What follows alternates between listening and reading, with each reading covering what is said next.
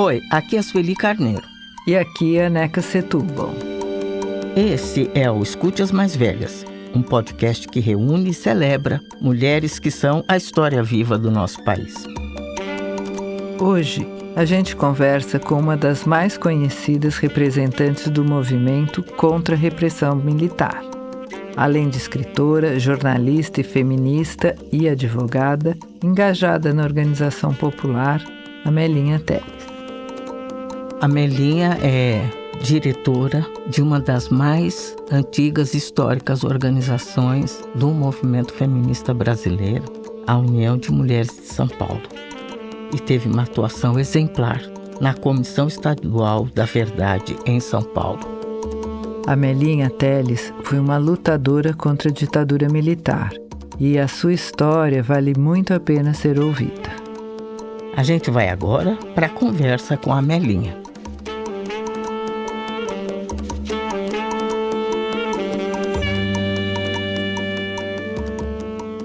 Quem é Amélia Telles, por Amélia Telles? Eu sou tanta coisa e ao mesmo tempo pouca coisa, porque eu sou conhecida como Amelinha Telles, né? Eu nasci em Contagem, Minas Gerais. Eu saí de lá, fui para o Rio, fui para Santos, fui para São Paulo, né? Acho que São Paulo é o tempo maior da minha vida, é aqui.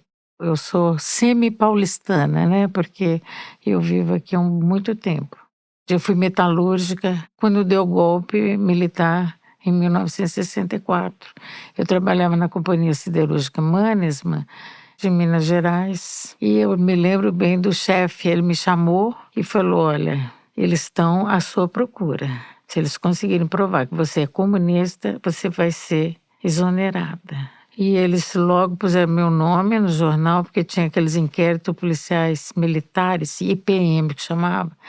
E aquele PM era um problema muito grande, porque o Exército convocava as pessoas pelos jornais, a grande imprensa. Então todo mundo ficava sabendo que você foi convocada, né? Você era intimada a comparecer no quartel. Eu sou de uma família, meu pai era sindicalista, então eu cresci no meio sindical, entendeu? Como é que foi essa convivência com a sua família, na sua infância, a influência do seu pai, como foi isso? Olha, minha família mesmo eram 4 pessoas. Meu pai, minha mãe, eu e minha irmã. Meu pai e minha mãe deram muito valor ao estudo, sempre. Minha mãe era uma mulher bem autônoma, né? Ela era contadora. Naquele tempo era difícil ter uma contadora. Sim. Ela era do comércio, né? Minha mãe era assim, ela comercializava tudo e tudo ela conseguia um lucrozinho, sabe? Para sobreviver. Essa desse alma tipo. Já meu pai não, né? Meu pai era assim, meu pai entrou no sindicalismo, meu pai é de Santos. E lá em Santos ele foi estivador, foi portuário, né? Então lá ele entrou no sindicato, lógico, né? Então eu me lembro, gente, na minha casa, vivia reunião de sindicato, gente.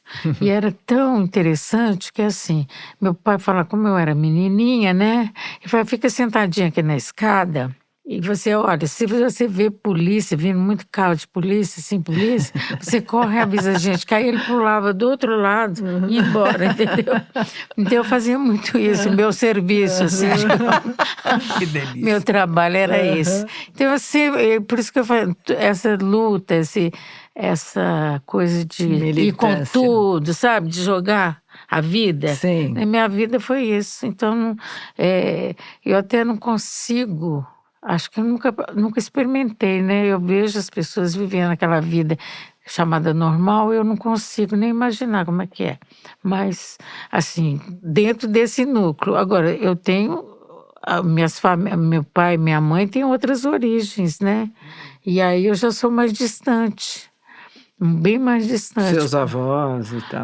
Porque minha avó, apesar de eu ter ajudado muito a ela, ter atuado muito com ela, assim, porque ela era muito doente, mas ela era uma pessoa muito elitista, a avó materna, sabe? A mãe da minha mãe, elitista, racista, era. Gente, ela falava cada absurdo, que eu mesma era criança, eu achava que, sabe, eu era criança. Você já então percebia eu já sou uma criança absurdo. crítica em relação à sociedade. Eu tenho, sabe, isso me criou um pensamento crítico mesmo.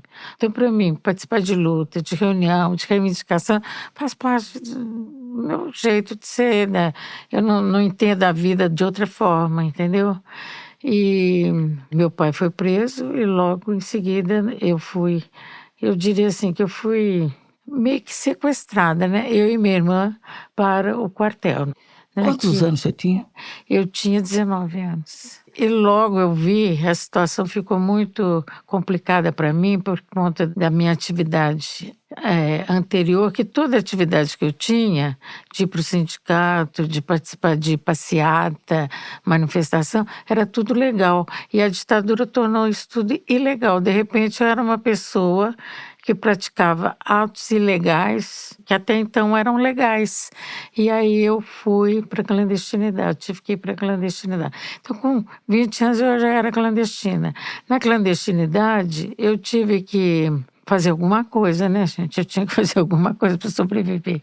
E aí, como eu era do Partido Comunista, não tinha quem cuidasse da gráfica, da imprensa, dos jornais, das publicações, então eu fiquei eu e o César, nós dois cuidando desse material todo. Então, a gente César quem é?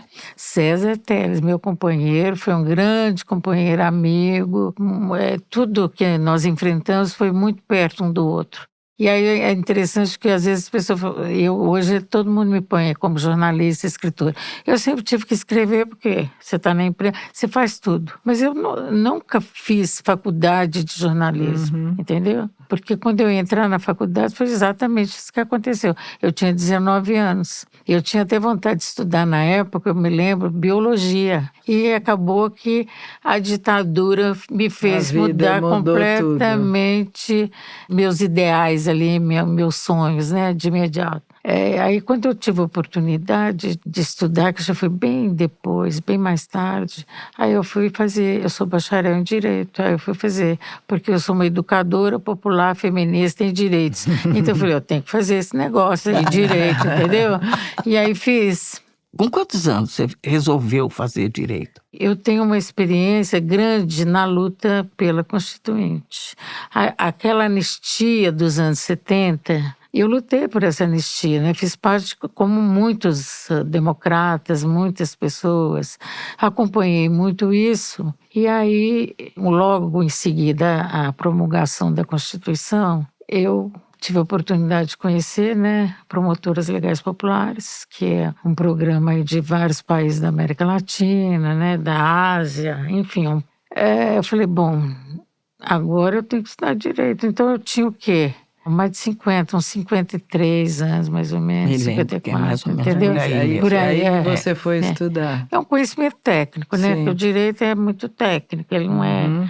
Eu gosto da política, né? Eu acho que eu devia estudar outra coisa, mas nessas alturas eu precisava ter esse conhecimento. Amelinha, como que foi a sua aproximação com o feminismo? O feminismo foi uma coisa assim também muito solitária, minha aproximação. Por quê? Primeiro, no dia 19 de março de 1964, teve uma marcha com Deus pela família, pela liberdade. Histórica. E eu morava em Belo Horizonte e aquilo foi um horror. Porque eu, nessa época, eu morava junto de uma favela, então à noite, era eu e outros. Vamos lá, gente, você dá aula disso, eu dou aula daquilo, entendeu? Cada um ia dar aula de alguma coisa para o pessoal da favela. Sim. Quem era o estudante universitário era considerado... Elite. Elite da elite. Elite da elite. Então a gente fazia esse trabalho com mulheres na favela. Quando eu vejo a marcha, muitas daquelas mulheres na favela estão lá marchando. Eu olho aquilo ali, gente, eu chorei muito. Eu chorei porque eu falei assim, alguma coisa está errada no nosso trabalho. Tem alguma coisa errada. Né? Eu me dei conta, sabe? Falei, não é possível que as mulheres que a gente trabalha estão aí nessa marcha. Aí para mim é a data que eu me tornei feminista, dia 19 de março de 1964. Olha, que interessante, Pra que mim, legal assim, isso, porque aí eu fiquei, referência, né? aí que eu percebi, sem muita reflexão, né? Sem muito conteúdo, muito embasamento. Foi assim, um negócio instintivo, sei lá, se pode Intuitivo. falar. Mas assim, você vê, eu tô vendo. A luta de classe existe, mas e as outras lutas? E não são tão importantes que quanto? legal. Aquilo me incomodou. E eu coloquei isso para o partido. Só que no partido... Você já estava no Partido Eu já Comunista? estava desde os 14 anos. Eu me filiei. Desde os 14 me filiei, ia anos. nas reuniões. Eu fazia cartaz, pichação na rua, aquelas coisas todas, que a gente distribui panfleto, né? E aí, então, eu falei assim, vamos discutir isso, gente. Porque vocês não, isso aí nós temos outras coisas muito mais prioritárias. Ficar discutindo por que as mulheres foram lá. Porque eu queria discutir por que as mulheres foram na marcha. Entendeu? Claro. Mas isso não faz sentido. Nós temos aqui uma pauta, não sei o que, todo mundo a pauta, entendeu? E aquela pauta, e nós temos que ser rígidos, nós temos que ter disciplina e tal. E logo deu o golpe. Porque foi dia 19 de março, Sim. 31 de março. O golpe desorganizou as organizações de todos esquerda, os partidos foram para a clandestinidade. as democráticas, os sindicatos. Você não encontrava mais ninguém. Eu lembro que os primeiros dias do golpe, assim, eu ficava catando gente. Aonde que eu vou encontrar, entendeu? Você não encontrava. Eu não tive esse tempo para discutir, foi uma loucura, eles falavam em revolução e o povo até se confundiu. Eu lembro que as pessoas encontravam comigo, mas essa é a revolução? Eu falei, não é a nossa não, filho, é a deles, não é a nossa não. Imagina. Aí eu não tive tempo. Não teve tempo de pautar a questão das mulheres no partido. Não tive tempo. Enfim, eu vou sendo uma feminista solitária, porque eu vou atuar só com homens, gente. Sei. Na imprensa, no partido. Tudo. É só homem, eu não lido com mulher. Aí eu coloco no partido várias vezes, olha, esse boletim tem, esse mês de março, agora é mês de março, 8 de março é o Dia Internacional da Mulher, vamos falar de alguma coisa? Aí, escreve aí. Aí eu escrevia. Quando eu acabava de escrever, eu dizia, mas não vai dar aqui. Não tem espaço. Não tem. Nunca tinha espaço. Raríssima. Eu falo assim, se tem alguma coisa de mulher na classe operária, que era o jornal, o boletim chamava assim, de 1964 a 1972, eu que escrevi. Não sei, eu nunca procurei para saber o que eu escrevi ali.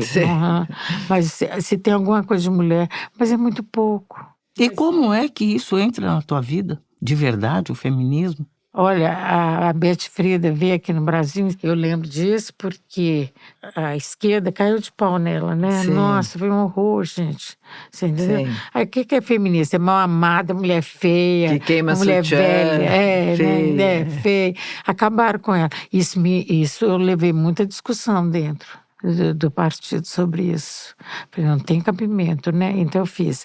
E uma outra pessoa também que vamos dizer, para não dizer que eu tô só no jornal, né? Porque eu nunca falei com a Beth Frida. Eu vi a entrevista dela no Pasquim.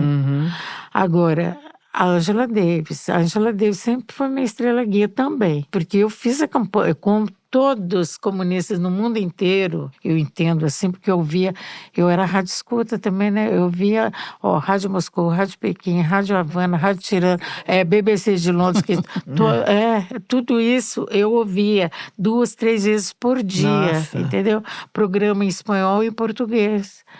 Tinha, e todos fazendo campanha da Angela Davis, pela libertação da Angela Davis. Então, eu sou Angela Davis, eu falo assim, eu sou Angela Davis, nunca tinha lido nada dela, porque a gente não lia nada. Você ouvia falar, entendeu?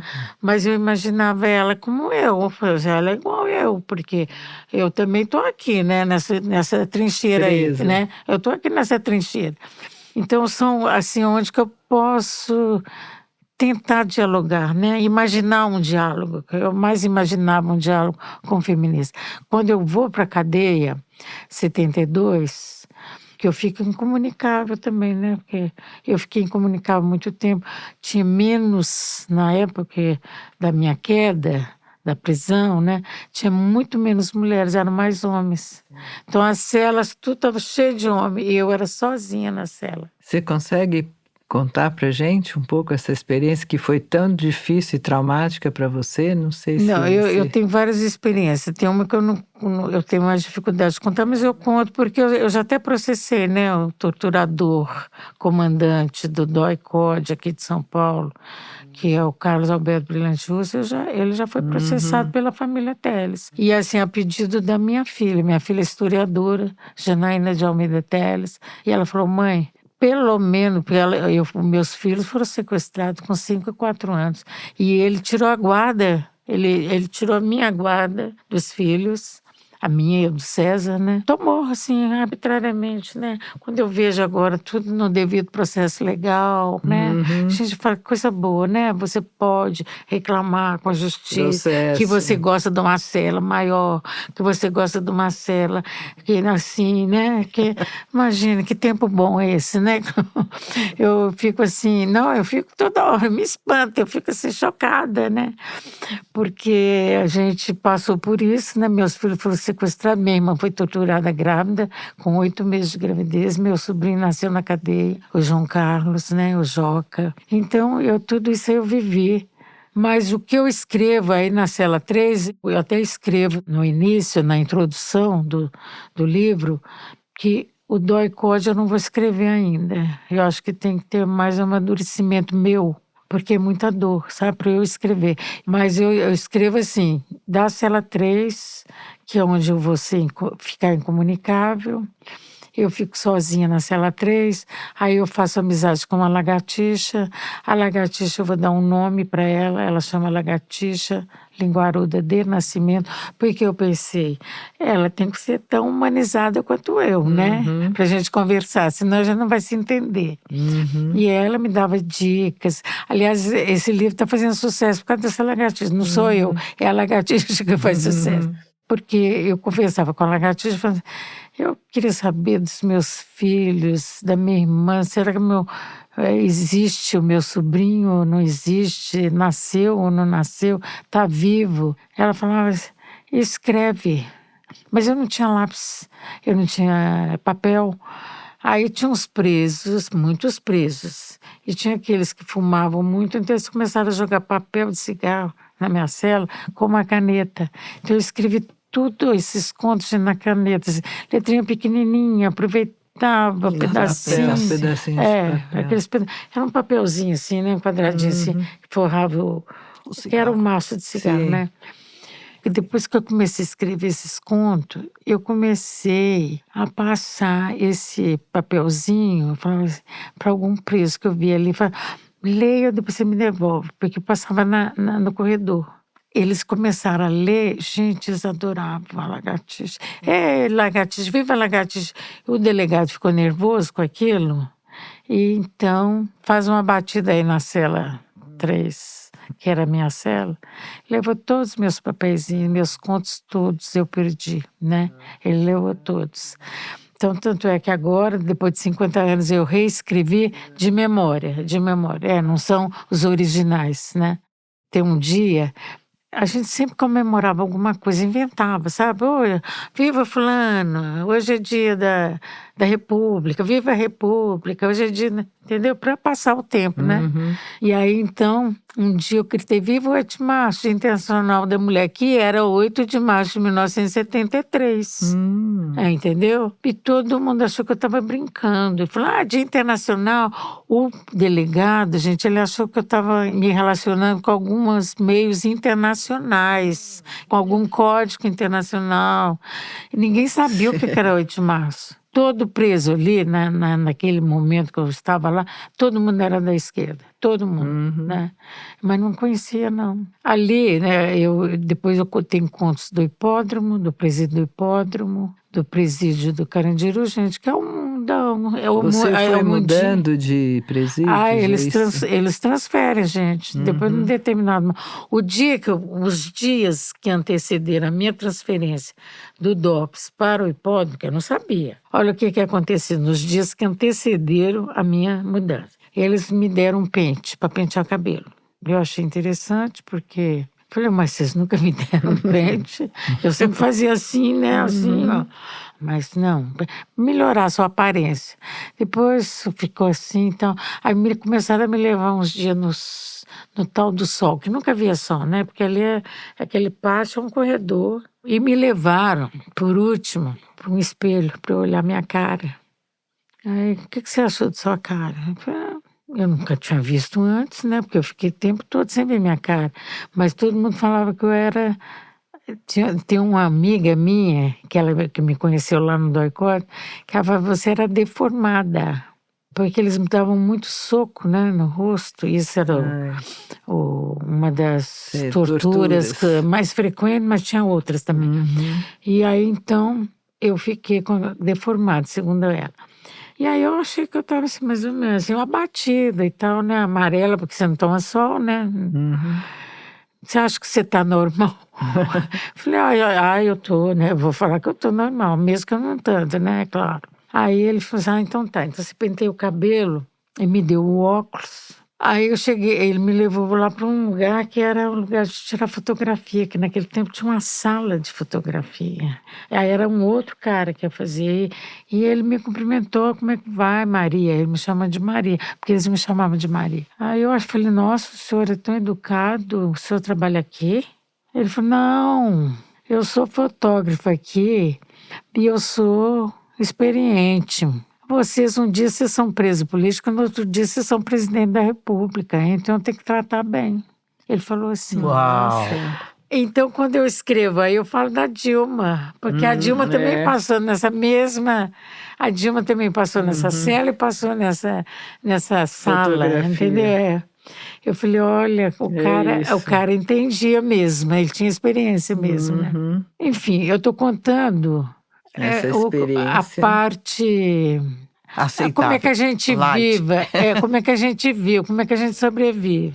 Porque essa é a parte, digamos, melhor da história, né? Sim, esses acontecimentos. Que fez você sobreviver. O que me fez sobreviver, né?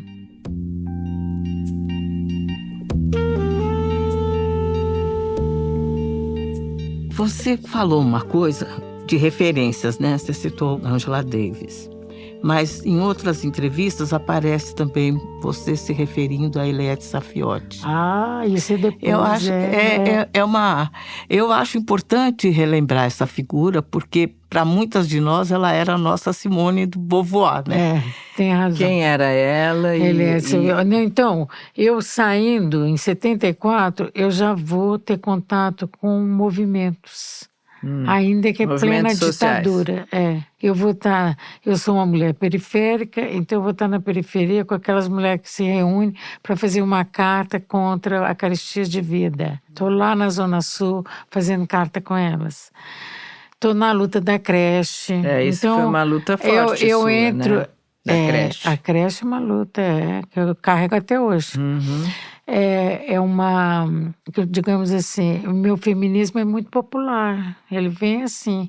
E daí eu tenho que ter argumentos junto aos comunistas, não entendem, viu? Não entendem o que eu estou fazendo. E aí, então, eles começaram a me pressionar. Essa pressão foi muito boa, porque eu comecei a procurar feministas. A Eliette Saffioti, eu achei ela em 75, com aquela história do Ano Internacional da Mulher, promovido pelas Nações Unidas. Eu acho que as mulheres feministas brasileiras aproveitaram essa época, essa brecha, para se organizar. Aí eu fui para o Brasil Mulher, fui trabalhar no Brasil Mulher. Eu trabalhei no jornal Movimento e no Brasil Mulher. Que era um jornal. Conta um pouco para quem está ouvindo o que era o jornal Brasil Mulher. O jornal Brasil Mulher foi um jornal que era um tabloide. Ele começa já contraditório. Esse contraditório é uma contradição que nós vamos encontrar no feminismo em vários momentos, né, gente? Nossa, que é aquele negócio. Era dirigido para as mulheres, o jornal. Ele era dirigido pelas mulheres para falar sobre anistia. E aí, então, o movimento feminino pela anistia, queria que ele fosse Movimento Feminino pela Anistia. E nós éramos um movimento, aí eu já juntei com outras, nós éramos um movimento feminista pela anistia. E não gostava desse nome, feminista não. Nós já somos muito perseguidas pela ditadura, agora a feminista vai ser mais perseguida ainda. Né? Eu falei, não, mas nós somos feministas, nós tínhamos que ter argumentos para discutir com outras mulheres e com outros homens das organizações de esquerda, que ninguém aceitava. Falavam que nós éramos separatistas, divisionistas, que nós... entendeu? Aquela coisa toda que a Sueli antiga. É, a antiga. Aí é quem nos deu suporte teórico. Eu falo assim, eu sou uma eterna discípula, né, de Eliette Saffioti. Eu sou. Maravilhosa. Ela era acadêmica. Não, aí ela fala assim, não tem como a gente discutir a sociedade brasileira sem tratar de 3 tradições fundamentais: classe, raça, etnia e gênero, sexo e gênero. Ela era comunista, era marxista dentro da academia. Ela sempre foi perseguida, inclusive, né, na época da ditadura, essa mulher foi perseguida. Ela era perseguida, mas ela era mesmo.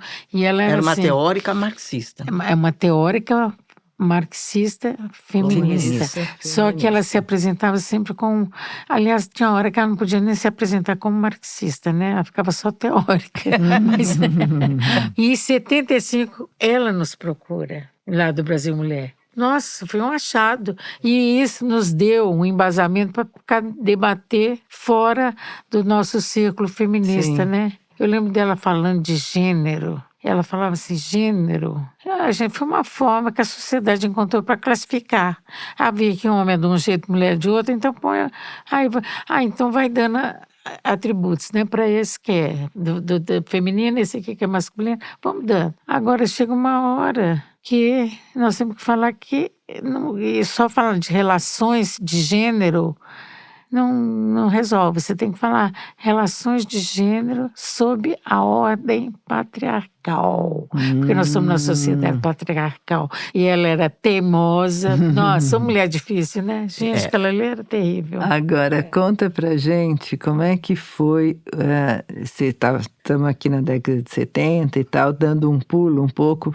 Como é que você descreve o Brasil da Constituinte? Essa sua experiência também na Constituinte com o Lobby do Batom, com Sueli, como foi isso? Isso foi um tempo bom. Um tempo de muita produção, muita movimentação. Eu acho que foi o tempo que mais as mulheres tiveram rosto, né? Tiveram voz.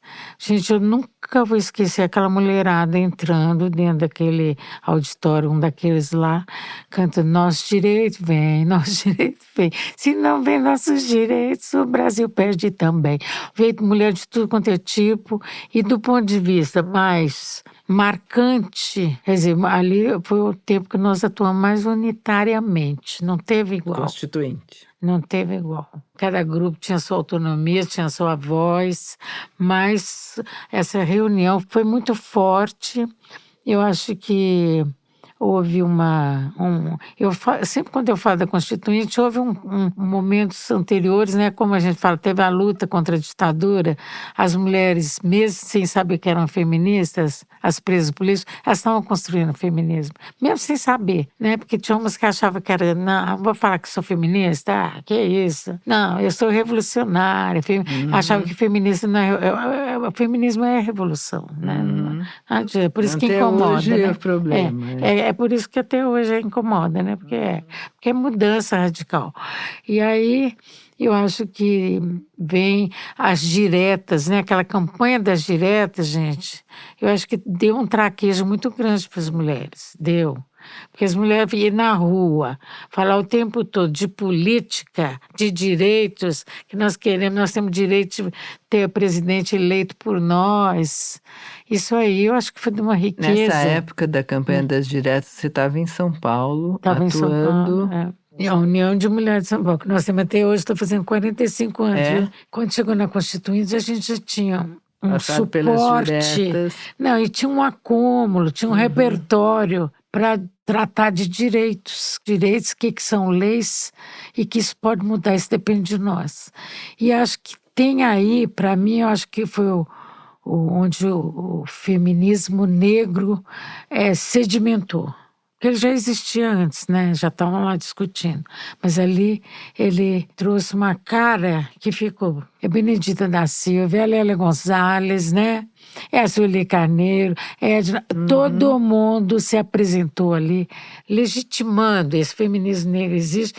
E as que não estão entendendo vão procurar entender o que é, porque tem. Quer dizer, a gente conheceu o Brasil inteiro. Nós começamos a conhecer o Brasil na Constituinte e nos unir, né? E trouxemos a licença. Eu acho assim, a creche entrar... Primeiro é o seguinte, igualdade de direitos e deveres entre homens e mulheres, ou entre mulheres e homens. Isso, gente... Já era revolucionário. Nossa, isso para mim, eu falo arrepiada, né? Eu lembro daquelas meninas lá do Conselho, da Chuma, da Iares, da Gilda Cabral. Nossa, que gracinha, gente. Vamos... não, eles falam que todos são iguais, já está resolvido. Não, todos são vocês, não somos nós. Todos. Não foi? Olha o artigo. Foi bonito. Não, foi bonito, muito bonito. É importante você falar isso, porque as meninas não têm ideia que existia um tempo que isso podia ser revolucionário. Conseguir ter uma Constituição que diz que mulheres e homens são iguais em direitos e deveres. Você estava falando da creche também. A creche, a primeira vez na história da República Brasileira, na história do Brasil, que criança passa a ser considerada com cidadania, sujeito de direitos. É a primeira vez. Porque a creche é para 0 até 6 anos. Então, eu acho assim... e ainda consegui uma licença paternidade, que aquela eu sempre vou contar aquilo com... Conta. Nossa. Porque foi uma luta. Não, eu lembro, gente, aquilo ali foi demais. A gente aprendeu que tinha que ter licença para paternidade na pele, porque, por exemplo, eu fui crecheira também. Ainda fui crecheira, esqueci de falar, mas eu fui crecheira. E aí a prefeitura decidiu que só podia entrar na creche a criança que a mãe trabalhasse e o pai trabalhasse também. Se um tivesse desempregado, não tinha direito. Quando nós lutamos na Constituinte pela ampliação da licença maternidade, nós fizemos reunião, gente, com 35 sindicatos rurais e urbanos aqui nesse estado aqui, ó. Quando nós falamos de direito da criança, tá bom. A ampliação da licença maternidade, elas morriam de medo de perder emprego. Elas não queriam ampliação. Nós tivemos que fazer grandes discussões. Quando nós falamos de licença paternidade, a casa caiu. Elas queriam linchar a gente. Eu ia Deus me livre. Elas falavam assim, homem já dá dentro trabalho. Agora, eu acabar de parir, ainda tem um homem... Não, faz isso não. Isso aí não aceitamos. Isso aí, essa ideia de vocês, não. Quando nós chegamos lá na Constituinte, lá na reunião mesmo... Nossa, aqueles homens queriam acabar com a gente, os parlamentares debocharam de nós, ridicularizaram. Licença paternidade. Gente boa, né, menina? Não é que a gente esperava. Mas o machismo a gente está dizendo que é gente boa, né? Gente boa. Olha, eu falo, não, esse aqui vai aceitar, gente. Eles ridicularizaram, acabavam com a gente. Você sabe que nós fizemos uma reunião aqui na Fiesp. Era o Mário Amato, o presidente. Sim. Ele queria acabar. Eu falei, se vocês querem acabar com tudo, vocês querem acabar com as empresas, querem acabar com tudo. Nós trouxemos um estudo, a gente preparou para essa reunião, nós trouxemos um estudo, os economistas da Unicamp trouxeram para nós, mostraram que uma licença paternidade de 8 dias, ou de um dia que fosse, é mais barato para a empresa, a licença, do que um dia na Copa Mundial, sabe? O Brasil jogando.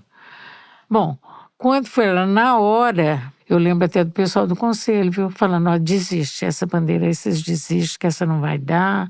Aí nós até levamos aquela bandeirinha assim, o filho não é só da mãe, né? Aí, de repente, aparece um cara... tal do Alcini Guerra, que é um cara da direita, lá do Paraná, que a gente nem tinha amizade com ele. Não, ele está chegando de licença paternidade, porque ele teve problema no parto com a mulher e a filha, quase morreram. Gente, foi ele que defendeu. Salvou.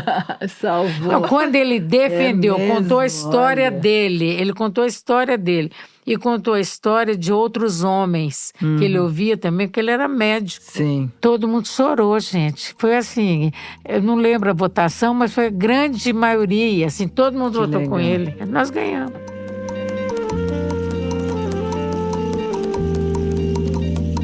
Amelinha, você foi figura de proa, de experiências importantes, né? De iniciativas importantes de reparação mesmo, né? Das sequelas, né? Produzidas pela ditadura militar. Você participou da Comissão da Verdade, você fez parte da comissão que investigou mortos e desaparecidos. Políticos, Conta essa história para todo mundo saber. Houve uma ditadura militar no Brasil de 1964 a 1985. Essa ditadura foi em todo o território brasileiro. Eu falo isso porque tem gente que acha que foi só em São Paulo, Reis, em Minas e no Rio Grande do Sul um pouquinho. Não, foi em todo o território. Havia um Serviço Nacional de Informação e que controlava toda a população em qualquer área e até fora.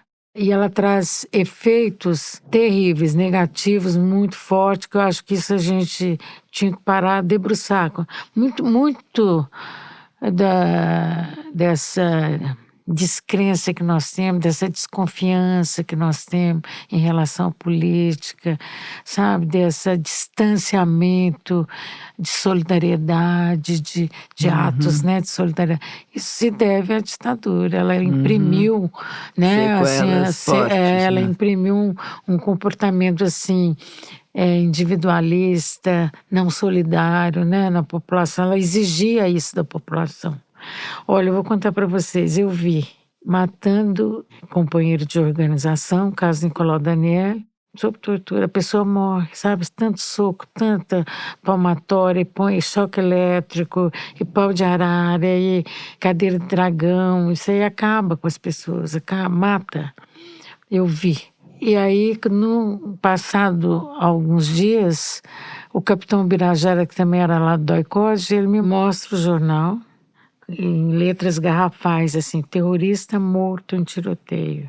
Aí, e com a foto do Daniele, olha o Daniele. Eu falei assim, não, isso não é verdade, porque ele não morreu, ele morreu aqui nessa sala, porque eu estava em frente à sala onde ele foi torturado e morto, né? Ele falou assim, aqui vocês morrem. E nós damos uma versão que nós queremos para a morte de vocês. E você pode também ter uma manchete dessa. E quando ele me falou isso, ele falou, leva ela, sabe para onde? Pau de Arara. Foi para Pau de Arara direto. E eu sabia que uma dos últimos lugares que você sabia, porque você vê o movimento e vê os instrumentos de tortura. Para onde o pessoal foi ia. onde o Daniel foi morto, foi no Pau de Arara. Entendeu? Quer dizer, ele entrou em coma e aí eles jogaram no chão e acabaram de matar, entendeu? Mas foi no Pau de Arara. E aí eles me puseram no Pau de Arara. Eu estou falando isso porque eu sou testemunha de tudo isso. Meus filhos sequestrados, como eu falei, 4 e 5 anos, são sequelados sim, porque o trauma fica. Eu sempre, quando eu vou falar de tortura, desses traumas, eles ficam para o resto da vida e às vezes passam para outras gerações. O Wagner Moura falou uma coisa bonita, né? Na hora que eles ganharam o prêmio, acho que foi, do agente secreto, ele falando assim, o trauma passa de geração para geração, mais ou menos isso, né? E os valores também podem passar, né? É que eu acho que quando a gente pensar nas novas gerações, vamos pensar nisso. Elas são traumatizadas, já passou, está passando o tempo todo. Agora, os valores da nossa resistência, né, da nossa luta, também nós temos que passar também, sabe? Essa é a minha luta o tempo todo. Entendeu? Isso é meu corpo, está aqui, ó. Isso atravessa meu corpo, minhas vísceras. Eu acompanho até hoje as pesquisas sobre os remanescentes sócios da Vala de Perus. Até hoje eu estou acompanhando isso. São mais de 35 anos, né? Aí quando eu chego na Comissão da Verdade, começou em 2012. Eu comecei a trabalhar lá. Trabalhei lá até 2015. Eu vou pensar o seguinte, que tem que ter Gênero na Comissão da Verdade. Tem que tratar disso. Ai, como foi difícil. É difícil. De novo. Nossa, gente, eu me lembro assim de pessoas comissionárias, né? Falando assim, não entendo por que você quer dar um destaque para as mulheres, se mulheres e homens morrer, sofrer, foram torturados. Eu falei, sim, todo mundo foi torturado, todo mundo foi preso, mas acontece que são situações muito diferentes. Você ser uma mulher, ser uma mãe, estar grávida, sofrer um abortamento forçado na tortura, como eu vi, né? Ser estuprada, como eu fui. A primeira vez que eu falei que eu fui estuprada em público foi na Comissão da Verdade, que nós fizemos uma audiência especial para tratar dessa questão das mulheres na questão da verdade, na Comissão da Verdade. Então, foi uma luta mas foi importante. Mas parece que é impossível ser mulher e não passar por esse tipo de experiência se você está numa situação de violência estrutural mesmo, né? Institucional, por exemplo. Parece que é inevitável, né? As mulheres terem esses a mais, né? Eu acho interessante, eu falava muito com os comissionários, falei, gente, vocês não entendem certas coisas, e a ditadura tem muito como estratégia, ela usa gênero como estratégia, ela usa. Exato. Entendeu? Ela usa disso para... O estupro é arma de guerra, né? Até hoje. Até hoje. Não, isso... Foi antes de nós, antes da ditadura que seja aqui no Brasil. O Brasil é formado disso, né? É arma de dominação. Foi assim. De escravização, de dominação, de opressão. O tempo todo, né? O tempo todo. Nossa, quanta história incrível. Que jornada, meu Deus. Que jornada. Muito, muito forte. Dona Melinha. Depois desses anos todos de ativismo, de militância, sofrimento, pelas causas mais nobres, né? Pelas quais se luta nessa sociedade, quais são os aprendizados que você deixaria para a nova geração de mulheres? Bom, eu sou do movimento por Memória, Verdade e Justiça. Eu acho que não há, quer dizer, o aprendizado que fica é o seguinte, nós temos que conhecer a democracia e defender a democracia. Não dá para abrir mão disso. Essa é a história, né? Não dá para achar que democracia é qualquer coisinha, não. Nós temos que levar a sério. Porque eu acho que às vezes a gente trata com desdém direito, cidadania, né? Porque acha... a palavra-chave, chavões. Assim, isso é tudo chavão. Eu acho que não, a gente tem que aprofundar, conhecer, né? Assim, qualquer ataque... mínimo que seja, mínimo, se é que é possível falar essa palavra, as instituições democráticas, a democracia, nós temos que levar em conta, considerar. Sim. Porque eu acho que nós deixamos passar muita coisa. Achando que não era Eu estou contando essa né? história aqui da ditadura, eu fico admirada que ninguém conhece, as pessoas ninguém nem sabe. sabem que foi Quer dizer, a ditadura. não teve nem, passou, né, batido por aí. Como se fosse o próprio relatório coisa... da Comissão da Verdade, que devia ser obrigatório nas universidades, pelo menos, né? Pelo menos. Devia ser obrigatório. Porque alguém sabe, nem sabe, Não. né? Ninguém sabe. Eu falo, às vezes eu vou em escola, faculdade de Direito, falo, gente, vocês estão estudando Direito, vocês têm que saber como é que é construído esse Direito. Esse Direito não é construído com o chavão do jurista tal, não é. Ele é construído de várias história, formas, né? Com muita história, né? Então, eu acho que isso fica muito forte para mim. Eu não tenho dúvida que nós temos que defender a democracia. Nesse momento, entender o que é essa democracia. Se a democracia não está servindo para mim, vamos fazer ela servir. Mas não vão acabar com ela, não. Acho que é uma linda mensagem para as novas gerações. E a gente sempre termina as nossas conversas perguntando como que tem sido envelhecer para você. Olha, não dá tempo de eu perceber, né? Assim, como é que fala? Vivenciar esse envelhecimento. Embora, é claro que eu sei que eu tô velha, eu vou fazer 82 anos, né? Não tem como não perceber isso. Mas o envelhecimento, para mim, eu me sinto mais segura, me sinto mais corajosa. Então eu falo assim, gente, eu tinha que estar velha com 20 anos. Ai, que legal que ia ser, né? Nossa, eu ter essa determinação, sabe? Eu acho que, para mim, o envelhecimento me fortalece. Não é que eu não sou equivocada, não faço besteira, faço um monte de besteira, porque a gente não tem essa clareza, né? Assim, fala assim, nossa, é assim, é assim, é assim. Você pode te incomodar questões, mas você ainda não consegue entender direito, né? Aquela contradição, como é que você vai resolver? Mas eu fui sempre coerente com o que eu penso, com o que eu acho, sempre defendi. Eu não tenho vergonha do meu passado. Muita gente fala assim, você foi presa, você foi do sistema carcerário. Eu falei, não tenho vergonha de ser. E eu me sinto, inclusive, na obrigação de denunciar esse sistema carcerário. Eu sempre vou denunciar. Até no meu livrinho, as pessoas... E é interessante que tem muita criança que o pai está preso, né? A mãe. Sim. Então, eu falei, não, você não tem que ter vergonha de sua mãe, não tem que ter vergonha desse sistema carcerário que está aí, que é absurdo. O Brasil, terceiro, né, país com maior população carcerária do mundo. Lógico que a maioria é preto, é pobre, é aquela coisa que a gente já sabe. Então, isso é que envergonha. Eu não tenho problema, sabe? Eu durmo com a consciência tranquila, sabendo que eu estou indo, né? Porque o negócio, mas ainda estou aqui. Ainda estou aqui. Que legal.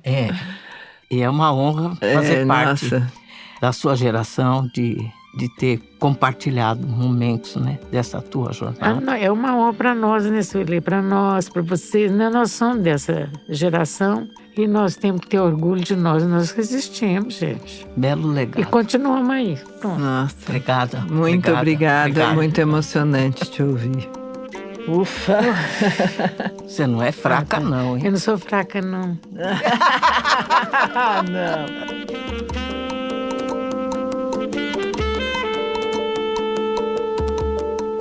A gente te agradece por acompanhar o Escute as Mais Velhas. Siga o podcast no seu aplicativo de áudio favorito para não perder nenhum episódio. Nas redes sociais da Fundação TID Setúbal, @Fundação TID, da Rádio Novelo, @Rádio Novelo e do Guelé10, @Portal Guelé10. Você pode repercutir o podcast, deixar comentários, elogios e críticas sobre as entrevistas. Escute as Mais Velhas é um podcast da Fundação TID Setúbal, produzido pelo Estúdio Novelo. A coordenação e produção são da Ashley Calfo. A direção criativa é da Paula Scarpim e da Flora Thompson-Devaux. E a direção executiva é da Marcela Casaca. A gerência de produto é da Juliana Jäger e da Bia Ribeiro, que também cuida da distribuição e audiência. A coordenação editorial é da Evelyn Argenta. A montagem dessa entrevista é da Luísa Silvestrini. A sonorização deste episódio é da Júlia Matos. A mixagem é da Mariana Leão. A trilha sonora original é da Estela Nesrini. A identidade visual é da Larissa Ramos. A coordenação de ilustração e design é do Gustavo Nascimento. E a análise administrativa e financeira é da Tainá Nogueira. A checagem deste episódio é da Ethel Kudinitsky. A pesquisa deste episódio é da Marcela Garcia Correia. Esta entrevista foi gravada no Estúdio Trampolim, em São Paulo. A gerente de comunicação da Fundação TID Setúbal é a Fernanda Nobre. A Natália Carneiro é a coordenadora de comunicação institucional em Guelé10, Instituto da Mulher Negra. Eu sou Sueli Carneiro. Eu sou Neca Setúbal. A gente se encontra no próximo episódio.